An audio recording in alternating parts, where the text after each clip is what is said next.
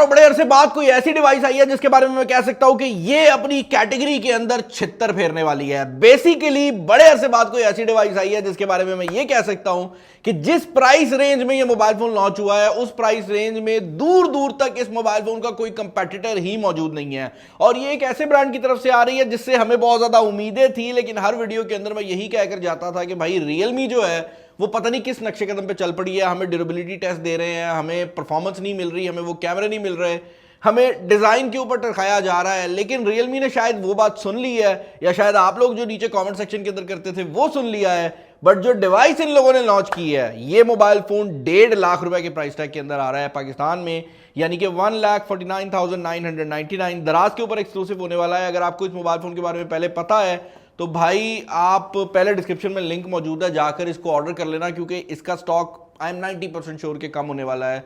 क्योंकि जो स्पेसिफिकेशन जिस प्राइस रेंज में रियलमी ने प्रोवाइड कर दी है ये सस्टेनेबल है ही नहीं पाकिस्तानी मार्केट के अंदर। रियलमी का GT6 जो है ये रियलमी का टॉप एंड डिवाइस है और इसके अंदर बेसिकली आपको फ्लैगशिप स्पेसिफिकेशन जो है वो देखने को मिल जाती हैं। बॉक्स की अगर आप बात करते हैं तो सामने GT6 लिखा हुआ है, रियलमी को मेंशन किया गया है और AI को मेंशन किया गया है। मुझे याद है कि इस तरह का एक पहले मोबाइल फोन आया था जिसने अपनी कैटेगरी के अंदर बहुत धूम मचाई थी रियलमी की तरफ से, और वो था रियलमी का GT मास्टर एडिशन। उसके बाद आज तक इस तरह की डिवाइस हमें रियलमी की तरफ से पाकिस्तानी मार्केट में देखने को नहीं मिली इस मोबाइल फोन से पहले। रियलमी का जो GT6 है, इस मोबाइल फोन के अंदर स्पेसिफिकेशन इतनी ज्यादा कमाल है कि मैं आपको क्या बताऊं। यहाँ पर स्नैपड्रैगन 8S Gen 3 का चिपसेट लगाया गया है, 6000 निट्स की अल्ट्रा ब्राइट डिस्प्ले को यूज किया गया है। बेसिकली इस मोबाइल फोन के अंदर जो डिस्प्ले लगाया गया है वो दुनिया में वर्ल्ड रिकॉर्ड होल्डर है ब्राइटनेस के हिसाब से, क्योंकि 6000 निट्स की पीक ब्राइटनेस यहां पर आ जाती है। सोनी का LYT808 का सेंसर यूज किया गया है जो कि ऑप्टिकल इमेज स्टेबलाइजेशन के साथ आता है। ये सेंसर हम इससे पहले भी दूसरे फोन पे देख चुके हैं। अच्छा सेंसर है, क्वालिटी काफी अच्छी है। 120 वॉट की चार्जिंग दी गई है और 5500 mAh की बैटरी जो है वो लगाई गई है। And the fun part is कि ये मोबाइल फोन 16 GB रैम और 512 GB की इंटरनल स्टोरेज के साथ आ रहा है। यहाँ पर AI का भी साइन दिया गया है। यार इस मोबाइल फोन के अंदर जो आपको बुकलेट देखने को मिल जाती है, इसको अगर हम ओपन करते हैं तो यहाँ पर आपको कुछ पेपर वर्क देखने को मिल जाता है। उसके अलावा एक सिम इंजेक्शन पिन है और उसके अलावा आपको आपका केस देखने को मिल रहा है जो कि आपको बता रहा है कि इस मोबाइल फोन का जो कैमरा वाइजर है वो काफ़ी बड़ा होने वाला है। और ये ग्रे से कलर का केस है जो कि आपको इस फ़ोन के साथ मिल रहा है। रियलमी की ब्रांडिंग इसके ऊपर देखने को मिल जाती है। टीम ऑलरेडी इस फ़ोन को सेटअप कर चुकी है, लेकिन इतने अच्छी तरह से रीपैक किया है कि मैं अब दुकान खोल सकता हूँ और रीपैक फ़ोन बेच सकता हूँ। मेरी टीम बहुत एक्सपर्ट हो चुकी है यार। अच्छा यार, यहाँ पर रियलमी GT6 को मेंशन किया गया है, वही सारी हाईलाइट जो है वो दी गई हैं। हम बॉक्स के अंदर जो चार्जर है उस पर भी नज़र डाल लेंगे। पाकिस्तानी मार्केट के अंदर जो वेरिएंट लॉन्च हो रहा है उसके अंदर आपको 120 वॉट का चार्जर बॉक्स के अंदर ही देखने को मिल जाएगा। ये रियलमी की सुपर वूक टेक्नोलॉजी के ऊपर बेस्ड है। पहले रियलमी की अपनी टेक्नोलॉजी हुआ करती थी, आई थिंक जिसका नाम फ्लैश था या कुछ इस तरह करके नाम था, बट अब रियलमी भी सुपर वूक के स्टैंडर्ड के ऊपर ही आ गया है ओप्पो की तरह। इसके अलावा यहाँ पर आपको एक केबल देखने को मिल जाती है जो कि type A to type C वाली है। अगेन सुपर वूक की केबल है। इस मोबाइल फ़ोन के बारे में मैं ये ज़रूर कह सकता हूँ कि जिस प्राइस रेंज में ये मोबाइल फ़ोन आ रहा है कोई मोबाइल फ़ोन दूर दूर तक इसके करीब नहीं लगता। और मैं आपको एक्सप्लेन करता हूँ कि मैं क्या बात कर रहा हूँ। फर्स्ट ऑफ ऑल डिस्प्ले से स्टार्ट करते हैं। यहाँ पर आपको फ्रंट साइड के ऊपर जो डिस्प्ले देखने को मिल जाता है ये कॉर्निंग गोरिल्ला ग्लास विक्टस 2 के साथ आता है, यानी कि अगर आप इस मोबाइल फ़ोन को फेंकते हैं तो ये मोबाइल फ़ोन नहीं टूटने वाला। बट वो चीज़ इंपॉर्टेंट नहीं है। जो इंपॉर्टेंट चीज़ है वो ये है कि ये डिस्प्ले मजबूत होने के साथ साथ आपको 6000 निट्स की पीक ब्राइटनेस भी प्रोवाइड कर देता है, यानी कि ये डिस्प्ले बहुत ज़्यादा ब्राइट है। और उसके अलावा एक और चीज़ जो कि यहाँ पर ऐड करना ज़रूरी है वो ये है कि ये डिस्प्ले 120 हर्ट्ज के रिफ्रेश रेट के साथ आता है। And the fun part is कि ये LTPO डिस्प्ले है, जिसका मतलब ये है कि ये 1 हर्ट्ज से लेकर 120 हर्ट्ज तक किसी भी रिफ्रेश रेट के ऊपर जा सकता है।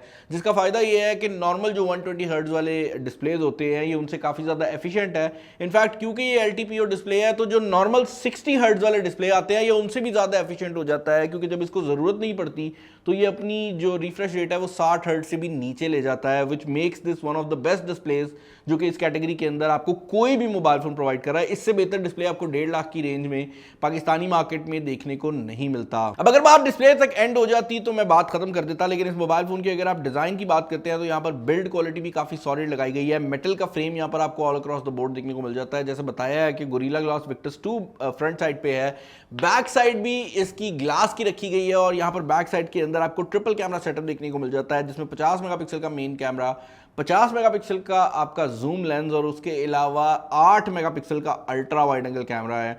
टू बी वेरी ऑनेस्ट, मैं एक ऐसा बंदा हूं जो कि बिलीव करता है कि अगर आपने 50 मेगापिक्सल का सेंसर देना है तो अल्ट्रा वाइड एंगल पहले देना चाहिए, जूम कैमरा जो है वो ज़रा बाद में आना चाहिए। तो अगर मैं होता तो मैं 8 मेगापिक्सल का जूम दे देता या मैं जूम निकाल ही देता, लेकिन यहाँ पर रियलमी ने मेन और जूम जो है वो 50 मेगापिक्सल के दिए हैं। बैक इसकी ग्लास की दी गई है, डिज़ाइन इसका बहुत ज़्यादा प्रीमियम रखा गया है। Like this does not look like a phone जो कि गेमिंग कंपनी या एक यंग ऑडियंस को टारगेट करने वाली कंपनी की तरफ से आ रहा है। ये बहुत ज़्यादा प्रीमियम लुक जो है वो प्रोवाइड करता है। और ये रियलमी की GT सीरीज़ की हमने पहले भी चीज़ देखी है कि इसकी एक जो ओवरऑल वाइब है ना वो काफ़ी प्रीमियम है। ऊपर वाली साइड पर आपको एक स्पीकर का चेंबर देखने को मिल जाता है। उसके अलावा यहाँ पर आपको IR ब्लास्टर भी देखने को मिल रहा है, तो अगर आप टीवी या AC वगैरह कंट्रोल करना चाहते हैं आप यहाँ से कर सकेंगे। नॉइस कैंसलेशन का माइक्रोफोन देखने को मिल जाता है और नीचे वाली साइड पर एक और माइक्रोफोन, स्पीकर ग्रिल और आपकी सिम स्लॉट है जो कि आई एम अज्यूमिंग के ड्यूल सिम स्लॉट होने वाली है, क्योंकि इस रेंज के अंदर हमें मेमोरी कार्ड की ऑप्शन देखने को नहीं मिलती। और ऐसा ही है भाई, यहाँ पर आपको एक ड्यूल सिम स्लॉट देखने को मिल जाती है। ये मोबाइल फ़ोन 512 GB की इंटरनल स्टोरेज के साथ आ रहा है, तो आपको बेसिकली जो एक्सटेंडेड मेमोरी है उसकी ज़रूरत वैसे भी नहीं पड़ने वाली। फिंगरप्रिंट स्कैनर काफ़ी ज़्यादा तेज़ है और इस मोबाइल फ़ोन के अंदर जो इंटरनल्स लगाए गए हैं वो स्नैपड्रैगन 8S Gen 3 है। रेफरेंस के लिए बता देता हूं कि इससे पहले 8S Gen 3 हमें कभी 1.5 लाख के प्राइस टैग में देखने को नहीं मिला, and this is a huge deal कि हमें ये 1.5 लाख के प्राइस सेगमेंट में प्रोसेसर मिल गया है। क्योंकि अगर आप इसके Antutu स्कोर की बात करते हैं, ये 1.5 मिलियन का स्कोर प्रोवाइड करता है आपको Antutu के ऊपर, which basically makes this the most powerful mobile phone जो कि आप 1.5 लाख के बजट के अंदर पाकिस्तानी मार्केट में खरीद सकते हैं। मैं गारंटी दे सकता हूं कि यूज्ड में भी आपको इसके बराबर के बहुत कम मोबाइल फ़ोन जो हैं वो देखने को मिलेंगे इस प्राइस सेगमेंट में। ये नई कंडीशन में आपको ये स्पेसिफिकेशंस प्रोवाइड कर रहा है। अब क्योंकि यार ये एक महंगा मोबाइल फ़ोन है तो हमने इसके ऊपर स्टोरेज टेस्ट को भी रन कर लिया था और हमें जो सिक्वेंशियल रीड और राइट की स्पीड्स आई हैं ये तकरीबन 3500 MPBS तक आई हैं, जो कि हमें ये बताता है कि ये मोबाइल फ़ोन जो है ये UFS 4.0 की स्टोरेज के साथ आ रहा है। इसके अलावा एक और चीज़ जो कि यहाँ पर मैं ऐड करना चाहूँगा वो ये है कि इस बार रियलमी ने एक इंटरेस्टिंग चीज़ की और वो ये है कि इस मोबाइल फ़ोन के अंदर जो आपकी फिंगरप्रिंट स्कैनर का और आपकी फेस आईडी का डेटा है ये प्रोसेसर हैंडल नहीं कर रहा, बल्कि इसके लिए एक डेडिकेटेड चिप लगाई गई है जिसको रियलमी प्राइवेसी चिप कहता है। हमने इससे पहले भी इस तरह की चीज़ें जो हैं ये हाई एंड मोबाइल फोन्स के अंदर देखी हैं, but I was not expecting कि इस तरह का फीचर रियलमी अपने GT सीरीज़ के अंदर ऐड करेगी, क्योंकि GT सीरीज़ पहले जो थी वो सिर्फ गेमर्स को टारगेट किया करती थी, बट अब मेरे ख्याल से रियलमी हर उस बंदे को टारगेट करना चाह रहा है जो कि एक फ्लैगशिप फ़ोन खरीद रहा है। और मुझे ये भी लगता है कि इस मोबाइल फ़ोन का ये प्राइस टैग लॉन्च करने के पीछे रीज़न ये नहीं है कि रियलमी का कोई दिल अच्छा हो गया या वो आप लोगों से प्यार करते हैं। भाई इसके पीछे सिंपल सी रीज़न ये है कि रियलमी एक पॉइंट बनाना चाह रहा है। काफ़ी टाइम से रियलमी के जो फ़ोन्स थे ना वो अपने कंपेटिटर से 2000, 10,000, 5,000 इस तरह महंगे ही जा रहे थे। इस फ़ोन के साथ I think they want to make a point कि जब हम चाहेंगे तो हम अच्छी प्राइसिंग भी दे सकते हैं, जो कि इस मोबाइल फ़ोन के अंदर डेफिनेटली उन लोगों ने प्रोवाइड की है। परफॉर्मेंस की बात हो ही रही है तो इसके अंदर गेमिंग वाली हाईलाइट्स को भी मिस नहीं किया गया। इस मोबाइल फ़ोन के अंदर ड्यूल वेपर चेंबर दिया गया है और रियलमी के मुताबिक इसकी जो बैक ग्लास है उसको ऐड करने के पीछे रीज़न यही है कि इस मोबाइल फ़ोन का जो बैक ग्लास है वो हीट को प्लास्टिक की निस्बत जल्दी डिसिपेट कर सकता है। At the time of recording this video जब मैं इस मोबाइल फ़ोन के फ्रेम को देखता हूं तो मुझे ये फ्रेम मुकम्मल मेटल वाली वाइब जो है वो प्रोवाइड कर रहा है। ऑनलाइन जब मैंने चेकआउट किया है तो कहीं पर ये प्लास्टिक भी लिखा हुआ है, तो इट डिपेंड्स कि आप किससे पूछते हैं।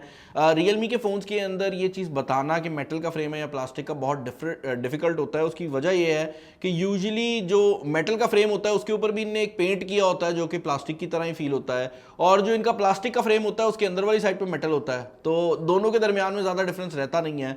बट इसकी जो फिनिश आ रही है वो मेरे हिसाब से मेटल वाली है, बट मैंने ऑनलाइन जहाँ पर भी पढ़ा है मुझे प्लास्टिक भी काफ़ी जगह पर लिखा हुआ नजर आया है। अब भाई यूजुअली जब भी आप कोई मोबाइल फोन 1.5 लाख की प्राइस टैग में देखते हैं तो आपको उसके अंदर कहीं ना कहीं पर कॉम्प्रोमाइज जरूर देखने को मिलता है, और इस मोबाइल फोन के अंदर मैं एक्सपेक्ट कर रहा था कि वो कॉम्प्रोमाइजेस हमें नजर आ जाएंगे, बट इन रियलिटी बहुत ज़्यादा चीज़ें ऐसी हैं जो कि मुकम्मल तौर पर फ्लैगशिप जैसी रखी गई हैं। फॉर एग्जांपल इस मोबाइल फ़ोन के अंदर जो रियलमी का AI है वो भी मौजूद है।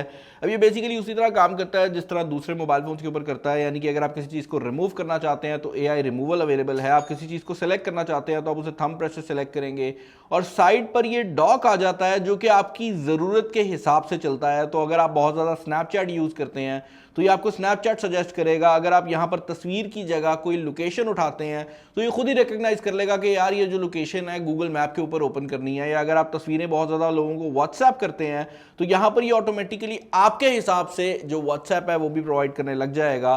तो ये चीज़ इस मोबाइल फ़ोन के अंदर डेफिनेटली अवेलेबल कराई गई है। इसके अलावा मैं अभी इसके कैमरा फीचर के ऊपर आऊँगा तो आपको इसके AI के जो रिमूवल टूल्स हैं उनके बारे में भी बता दूंगा, बट उससे पहले जरा बात कर लेते हैं बाकी चीज़ों की। इस मोबाइल फ़ोन के अंदर छोटी छोटी चीज़ों पे बहुत फोकस किया गया है। फॉर एग्जांपल इस मोबाइल फ़ोन के अंदर जो वाइब्रेशन मोटर है वो दूसरे मोबाइल फोन्स की निस्बत बहुत ज़्यादा पावरफुल है। यानी कि जब आप ये वॉल्यूम को अप डाउन करते हैं तो आपको ये फील नहीं होता कि भाई वाइब्रेशन मोटर काम कर रही है, आपको लिटरली ऐसे फील होता है कि मोबाइल फ़ोन के अंदर ये जो वाइब्रेशन का बार है ना ये एक्चुअल में भर रहा है। लाइक आपको रियलिटी वाली जो टैक्टाइल फील है वो आती है। इसके अलावा अगर आप स्पीकर सिस्टम की बात करते हैं तो यहाँ पर dual Dolby Atmos supported speaker system दिए गए हैं। वो 59,999 यानी 60,000 रुपये ऑलमोस्ट बन जाता है। और अगर आप 12 प्लस की बात करते हैं तो ये जो फोन है ये 74,999 यानी कि 75,000 की रेंज में चला जाता है। आज जो फोन हमने अनबॉक्स करना है वो Realme 12 है। भाई स्पीकर सिस्टम की अगर आप बात करते हैं तो यहाँ पर मैं ये कहना चाहूँगा कि स्पीकर सिस्टम की क्वालिटी मुझे बहुत ज़्यादा पसंद आई है। As far as the loudness is concern तो इस प्राइस रेंज के अंदर जो दूसरे फ़ोन आते हैं हाई एंड वाले उन जैसी ही लाउडनेस दी गई है, कोई बहुत ज़्यादा क्रेजी चीज़ नहीं की गई।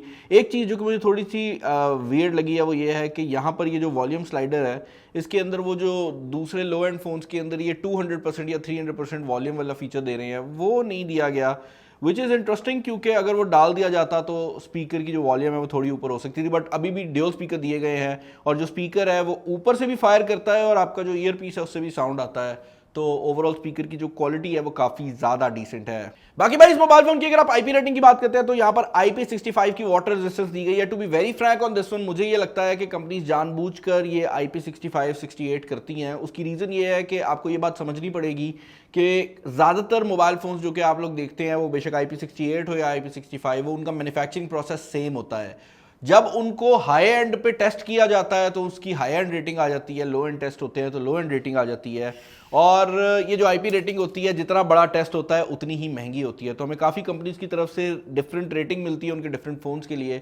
रियलिटी ये होती है कि सबका मैन्युफैक्चरिंग प्रोसेस अब सिमिलर हो चुका है और यही वजह है कि 30-30, 40-40 हज़ार वाले फ़ोन भी अब आपको वाटर रेजिस्टेंस अच्छी प्रोवाइड कर देते हैं। जो चीज़ वो नहीं प्रोवाइड कर सकते वो है इस मोबाइल फ़ोन के अंदर लगे हुए कैमराज। इस मोबाइल फ़ोन के फ्रंट साइड पर आपको 32 मेगापिक्सल का सेल्फी शूटर देखने को मिल जाता है। एंड पहले उसी की क्वालिटी से स्टार्ट कर लेते हैं। रेफरेंस के लिए मैंने यहाँ पर ही एक पिक्चर खींच ली थी ताकि आपको दिखा सकूं कि जो फ्रंट 32 मेगापिक्सल का कैमरा है ये कैसा परफॉर्म करता है। Now to be very honest, Realme की एक चीज़ जो कि बहुत ज़्यादा सॉलिड है वो है इसके एल्गोरिदम्स। Realme के जो कलर एल्गोरिदम्स हैं ह्यूमन स्किन टोन के ऊपर बहुत अच्छी तरह से काम करते हैं और वो चीज़ यहाँ पर नज़र भी आ रही है। प्रॉब्लम तब बनती है जब यहाँ पर रेजोल्यूशन अच्छी नहीं होती, लेकिन इस मोबाइल फ़ोन के अंदर क्योंकि 32 मेगापिक्सल का कैमरा सेंसर लगाया गया है तो आपको फ्रंट कैमरा की जो रेजोल्यूशन है वो भी काफ़ी सॉलिड देखने को मिल जाती है। यहाँ पर अगर आप पोर्ट्रेट मोड की भी बात करते हैं तो पोर्ट्रेट मोड एक्यूरेट भी बहुत ज़्यादा है।